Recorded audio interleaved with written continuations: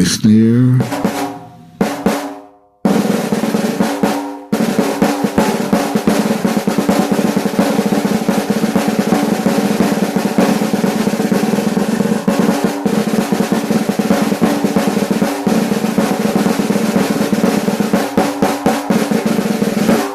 Shall it come on all them that dwell on the face of the whole earth a snare?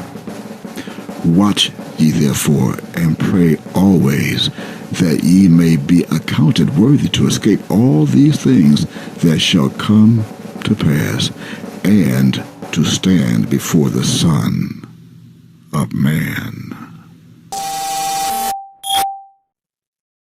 Praise Yod and glory to his Christ. Mem Yod Kaf, Yudei Wavhe. I'm Brother Enos Israel, and I am nothing more than a servant and disciple of Yod and his Christ. Mem Yod Kaf, Yudei Wavhe. Today's topic is called Judah. You have become detestable and defiled. So the first thing we're going to do is look at this word detest. Now, detest is a verb of the English idiom that means intensely dislike. And what does dead Judah detest? Well, being Abel, of course. Now, Abel is A-B-L-E, and it's an adjective that means having the power, skill, being capable of, qualified to, and having considerable intelligence. But if you were to switch the E and the L, you would get the homophone for Abel, which would also be Abel, as in the son of Adam. Newsflash. Newsflash. We interrupt this special testimony to bring you a special true bulletin from the Search Lodge. Wit. Cain was not the son of Adam. We repeat, Cain was not the son of Adam. By truth, Cain was merely the half-brother of Abel, that both shared the same mother and not father. In the King James Version Holy Bible, there are two books that's called Chronicles, which are the First Chronicles and the Second Chronicles. Chronicles is defined as to tell the story of a family, often over many generations, sometimes even back to Charlemagne.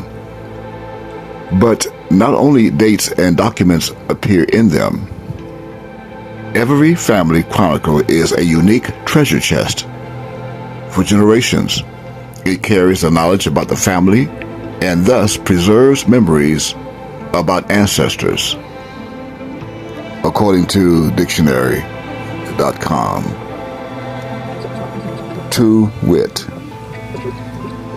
if Cain was the son of Adam, then it would be in 1 Chronicles chapter 1 and verse 1. So take a look at that.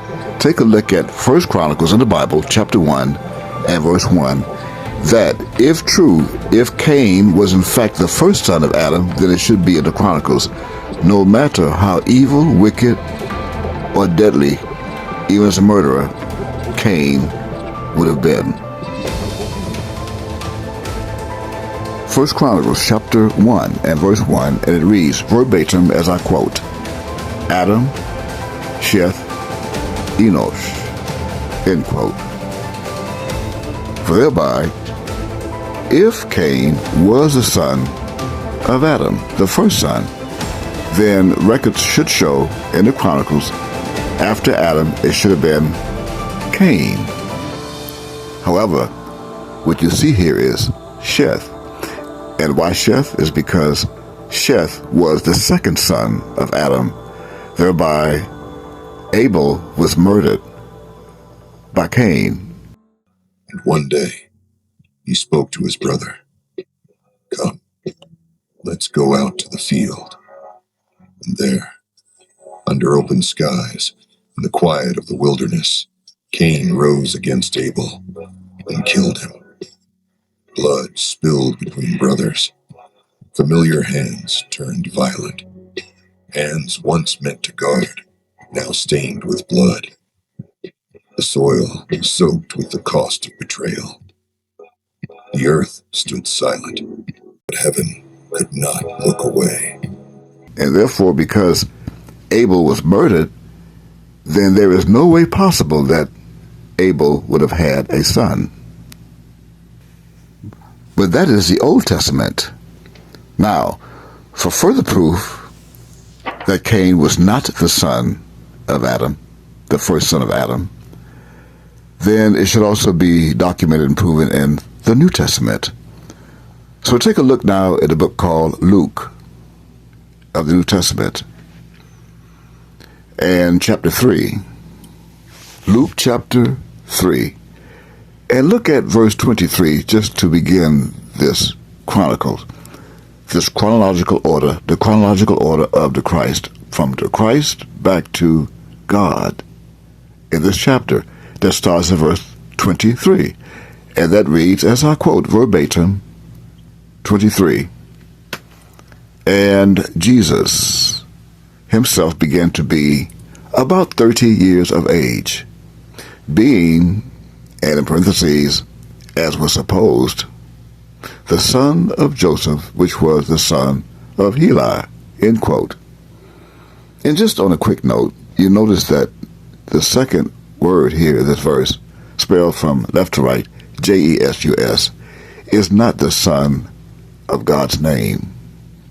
Of course, that's a euphemism that was placed there by the Greeks and then translated into Greek and then into Spanish and then into English, as you see it now, by the theologians of King Jacob I, King James I, back in 1611.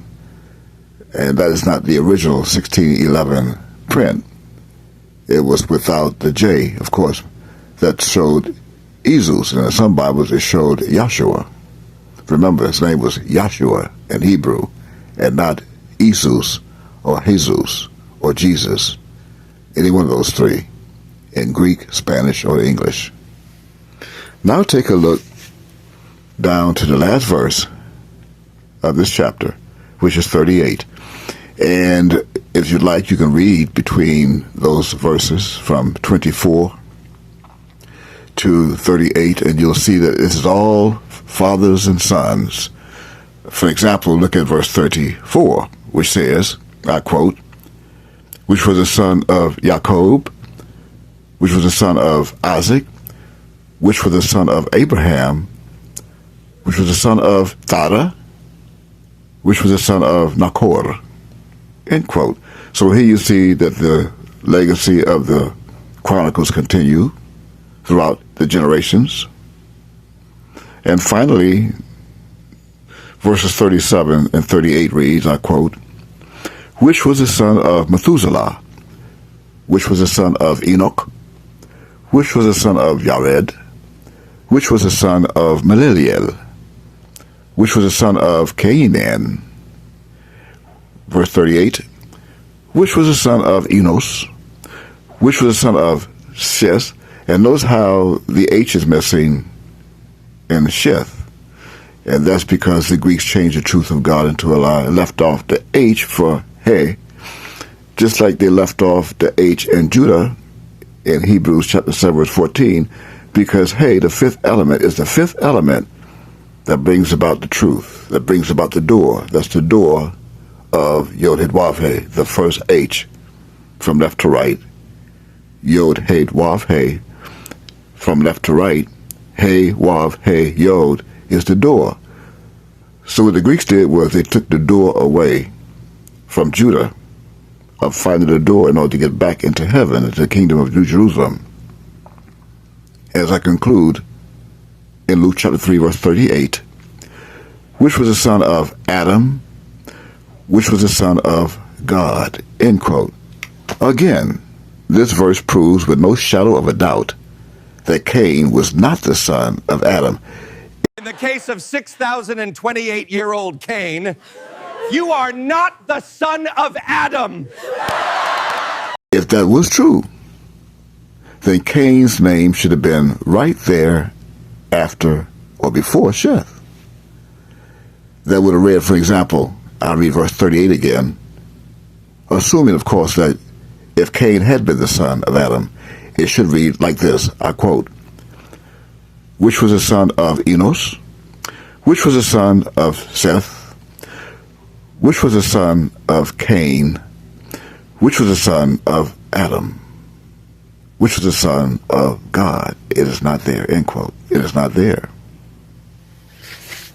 So now let us take a look at the final proof that proves that Cain was in fact the son of the devil, the son of the serpent, the beast of the field, the serpent, as it says in Genesis chapter 3.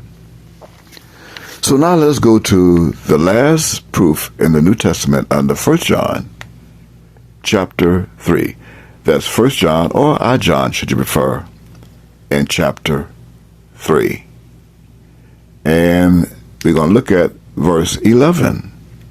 1 John chapter 3. Actually, let's look at verse 10. Begin at verse 10. 1 John chapter 3, verses 10, 11, and 12. And verse 10 reads as I quote, in this the children of God are manifest, and the children of the devil. Whosoever doeth not righteousness is not of God, neither he that loveth not his brother. Verse 11, for this is the message that ye heard from the beginning, that we should love one another.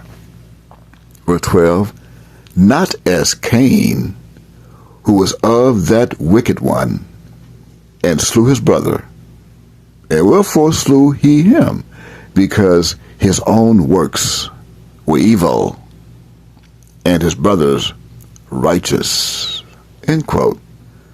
Now, you do not have to be a theologian to come to the knowledge of the truth in this verse, to know who the wicked one is or was back in the garden in chapter 3 of Genesis.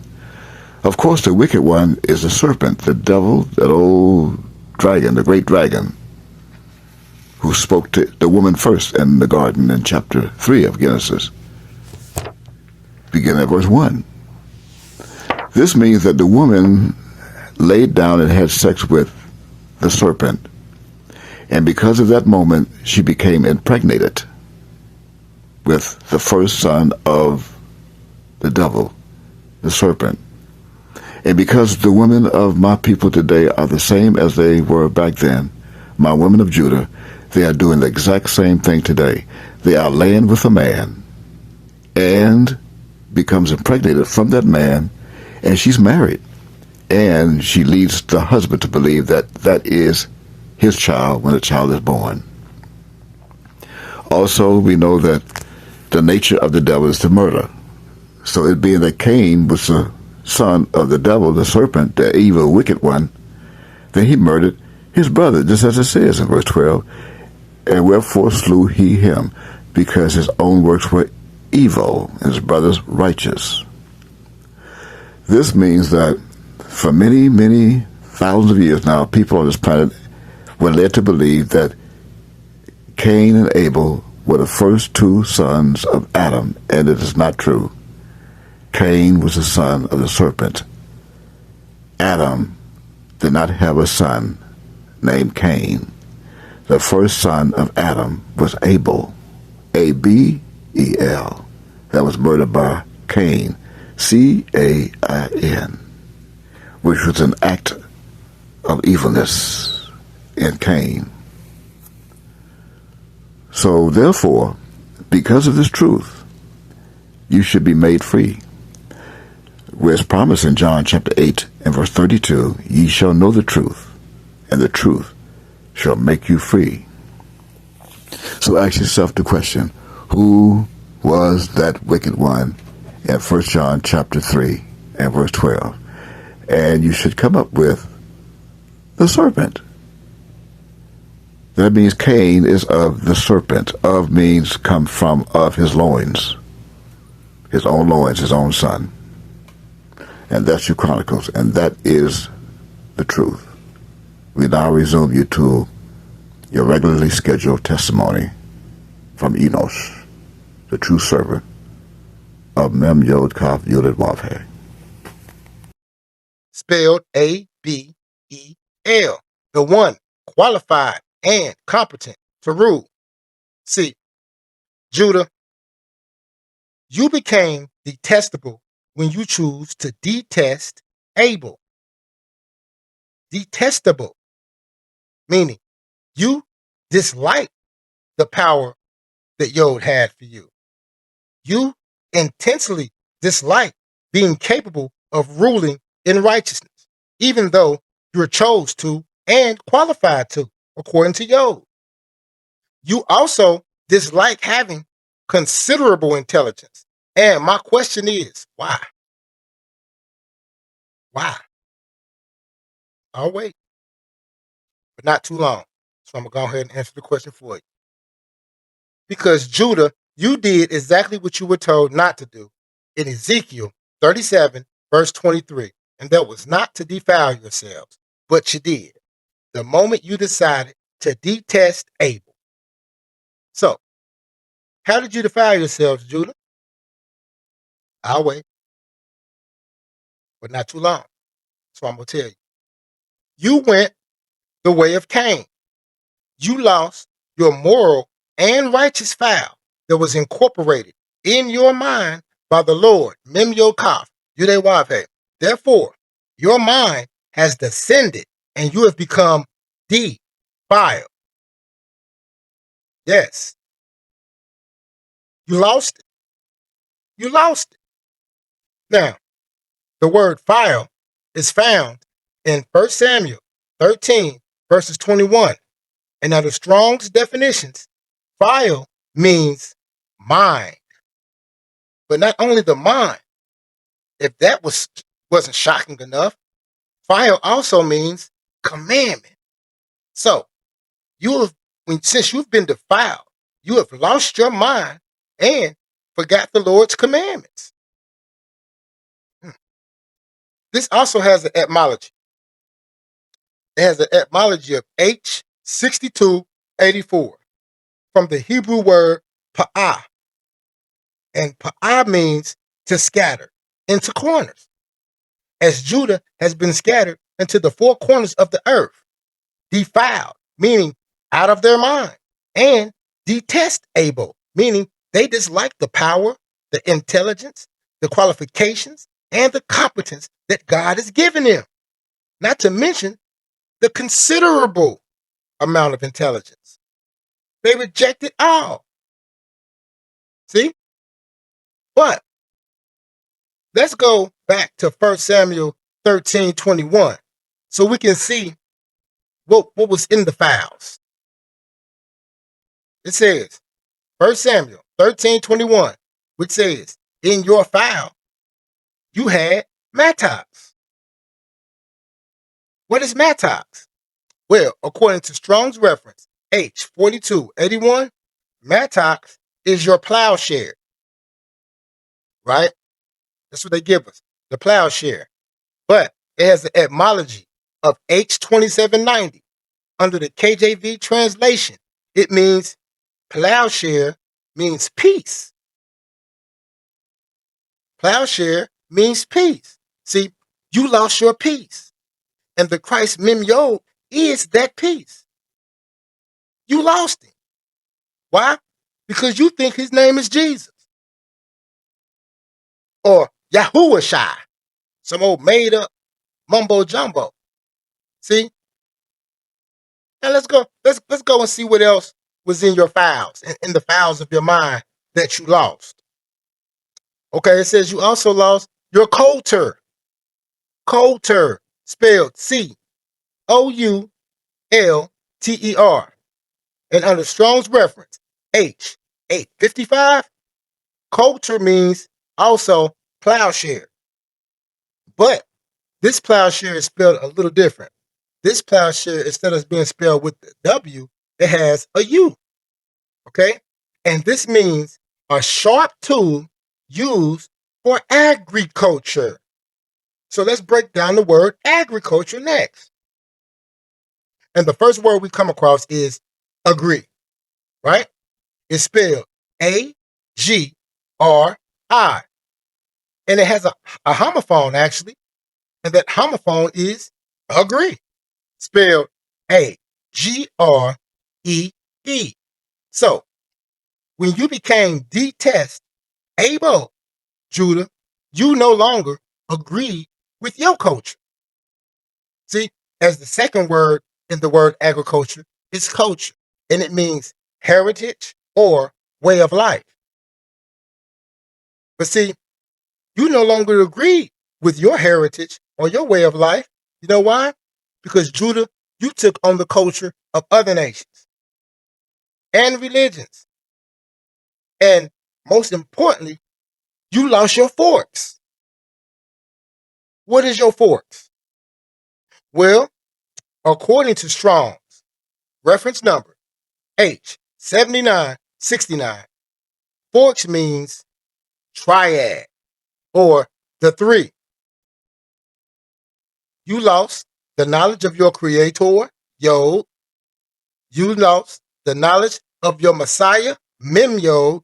And you lost the knowledge of yourself and your culture, which is your heritage, which is your way of life. You also lost your axe, according to 1 Samuel. You also lost your axe, your battle axes, to help sharpen or to be an instructor to the other gods that are asleep. Huh? To sharpen the other gods that are asleep. Because see, according to Strong's reference, H39, sharpen means instructor. It means instructor.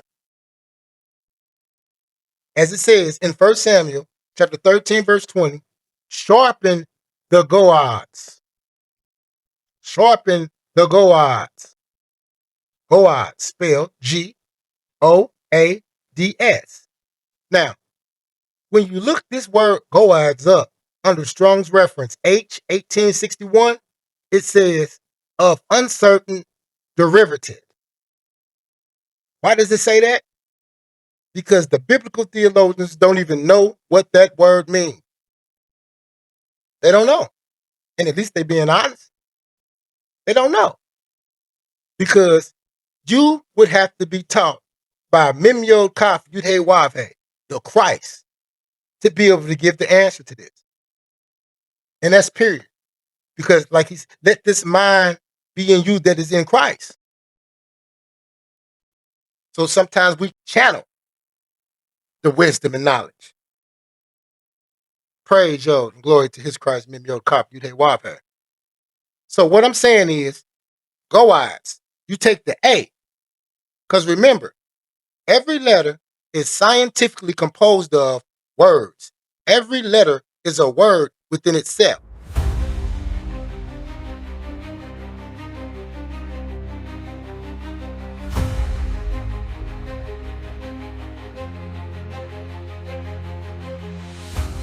The man that was called Jesus being baptized and being put under water, then I would have to teach you what baptized means.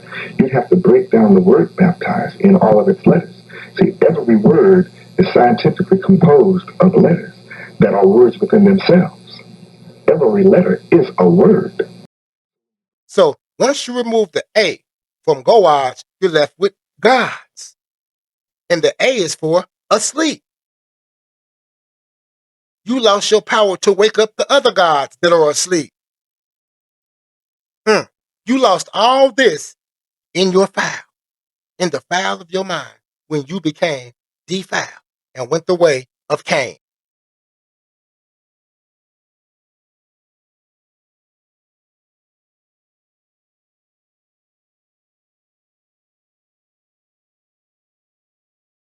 But I have some good news, because I know what I've been giving you thus far has been heavy. So I'm going to bring you a little piece. Let's go to Ezekiel 37, verse 23, and it says, neither shall they defile themselves anymore with their idols, nor they detestable things, nor with any of their transgressions, but I will save them out of their dwelling places, wherein they have sinned, and will cleanse them. So shall they be my people, and I will be their God. Praise Job. That's the good news. That's good to know. Now, we're going to go to Revelations 21:3. Why? Because just like Ezekiel 37:23 said, we will have to be cleansed by the Christ. He will have to be among us to do that, right? And for him to be our God and us to be his people, he will also have to be here among us. You feel what I'm saying? But this because this is prophetic. So in Revelations 21:3, it says the tabernacle of God is with men. So he's here. He's here. And he's doing the cleansing that Ezekiel 37:23 is speaking about. So what I want to do is take you to this clip of the Christ himself breaking down the word tabernacle. Take a look at this clip. And that ye know that there is no tabernacle. That's tabernacle as you know it in English, spelled from left to right. TABERNACLE.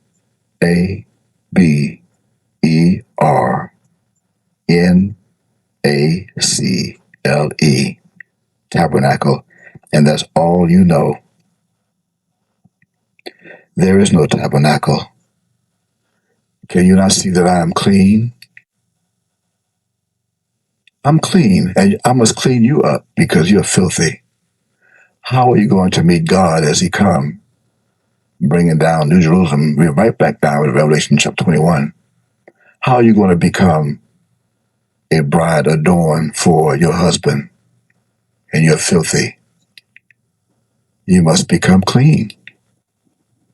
That's what the tabernacle is preserved for today, as I reveal it to my disciples, to mine angels, of things which will shortly come to pass.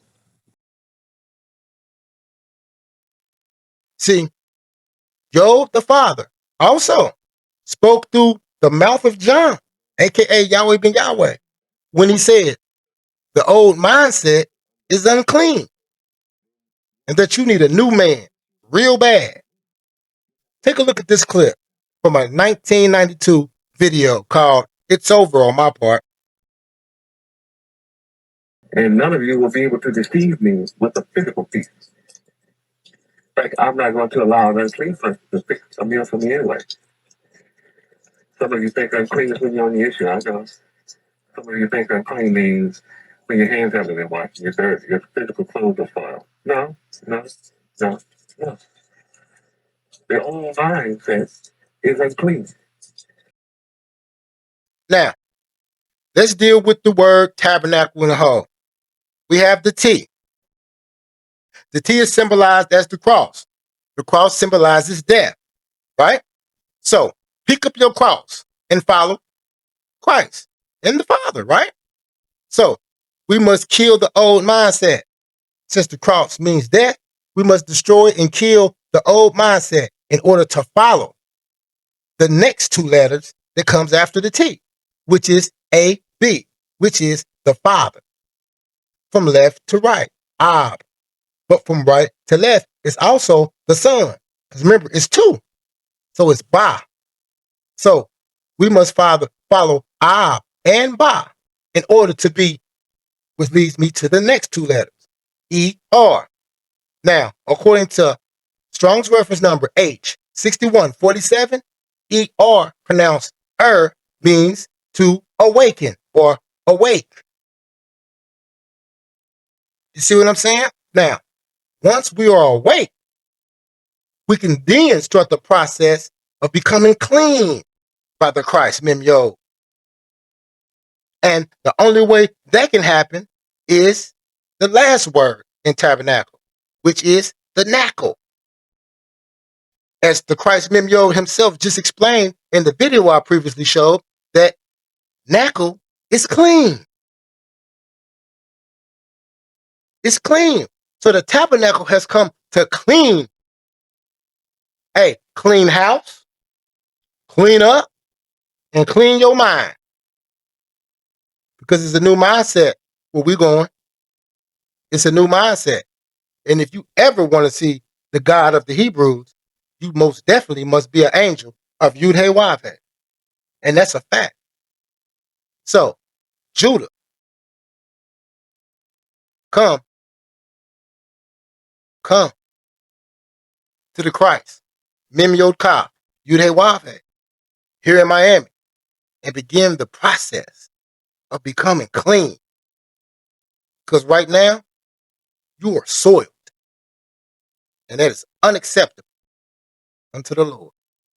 Praise Yod and glory to his Christ, Mem Yod Kaf, Yud-Heh-Wav-Heh. Shalom Aleichem and Aniyahah. To wit, you cannot prove morally, righteously, and justly, beyond a shadow of a doubt, that I am not the son of the God of the Hebrews, until you can prove righteously, morally, justly, beyond a shadow of a doubt, who is the son of the God of the Hebrews.